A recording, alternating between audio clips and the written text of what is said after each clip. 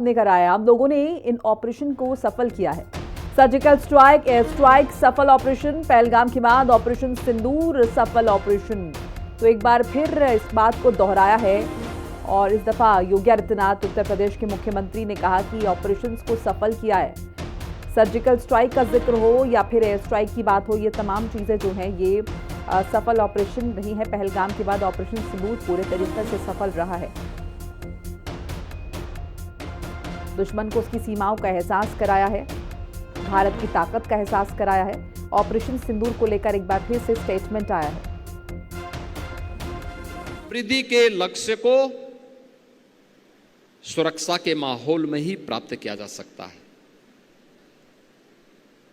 और विकसित भारत की इस परिकल्पना को साकार करने के लिए प्रधानमंत्री जी ने जो हर भारतवासी के सामने अमृत काल के दौरान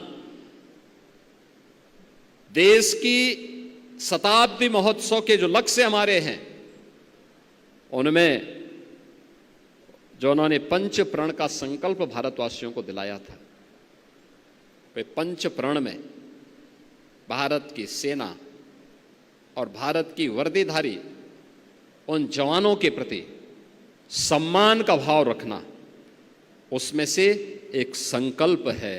क्योंकि राष्ट्रीय सुरक्षा, आप सुरक्षा का एहसास तब आप अपने जीवन में सुख की नींद इसलिए सो रहे हैं क्योंकि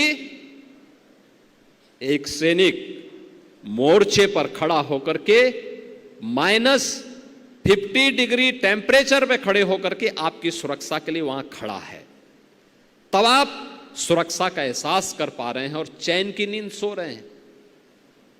देखो, आप सुरक्षा का एहसास आपको इसलिए हो रहा है, आप अपने घर में इसलिए चैन की नींद सो रहे हैं क्योंकि एक जवान अपने मोर्चे पर खड़े होकर के लगातार सजग होकर के आंतरिक और बाह्य सुरक्षा के प्रति, पूरे देश के प्रति अपने कर्तव्यों का निर्वहन कर रहा है। तो उनके प्रति इस दायित्व का निर्वहन करके सुरक्षा के उन लक्ष्यों को प्राप्त करने में हम भी योगदान दे सकते हैं। भारत की सेना दुनिया की सर्वश्रेष्ठ सेनाओं में से, देश काल और परिस्थिति के अनुरूप वह भी अपनी रणनीति बदलती है। युद्ध के तौर तरीके बदले, हर स्तर पर बदले हैं, बदले जाते हैं। अलग अलग समय में कब सर्जिकल स्ट्राइक हो, एयर स्ट्राइक हो या पहलगाम के बाद ऑपरेशन सिंदूर हो, आपने सब में देखा होगा कुछ ना कुछ बदली हुई परिस्थितियों में हम लोगों ने सफलतम इन ऑपरेशन को करके दुश्मन को उसकी सीमाओं का एहसास कराया है, उसको उसकी सीमाओं में रहने के भाव के साथ इसका एहसास भी कराया है। और ये तभी हो सकता है जब पूरा देश एकजुट होकर के अपनी रक्षा सेनाओं के साथ खड़ा होता है। और ज्यादा बातचीत के लिए मेरे साथ विक्रम सिंह राठौर जुड़ चुके हैं, मेरे सहयोगी। विक्रम, एक बार फिर से पाकिस्तान को चेताया या फिर यूं कहें कि ऑपरेशन सिंदूर की जो है कामयाबी का जिक्र योगी आदित्यनाथ ने किया है, किस परिप्रेक्ष्य में एक बार फिर ये बात उठी है?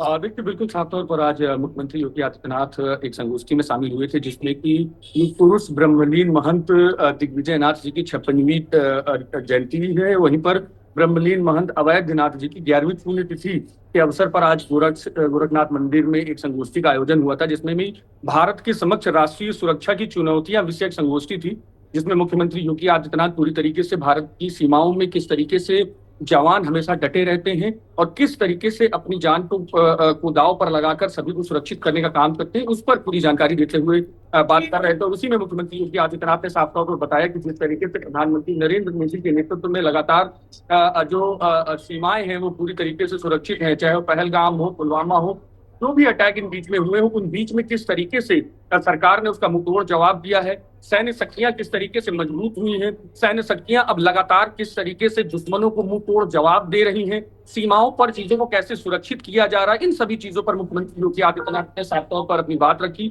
और एक सप्ताह का ये पूरी संगोष्ठी होनी है जिसमें मुख्यमंत्री योगी आदित्यनाथ ने शिरकत की। साथ ही साथ मुख्य अतिथि के तौर पर chief of defence staff CDS general Anil Chauhan ji भी मौजूद थे, उन्होंने भी अपनी बात वहां पर रखी और साफ तौर पर बताया कि सीमाओं पर किस तरीके से अब लगातार सैनिक जो हैं मजबूती से दुश्मनों को जवाब दे रहे हैं और लगातार सैन्य शक्ति और किस तरीके से मजबूत हो रही है। इस पर पूरी संगोष्ठी का आयोजन हुआ, जिस पर मुख्यमंत्री योगी आदित्यनाथ ने इस बात को कहा। जी बिल्कुल विक्रम, इसमें साथ साथ अगर हम सिर्फ पहलगाम हमले के बाद ऑपरेशन सिंदूर का ही जिक्र क्यों ना करें, क्योंकि आपको याद होगा सर्जिकल स्ट्राइक को लेकर भी विपक्ष की तरफ से आवाज उठी थी और ये कहा गया था कि सर्जिकल स्ट्राइक हुई नहीं है।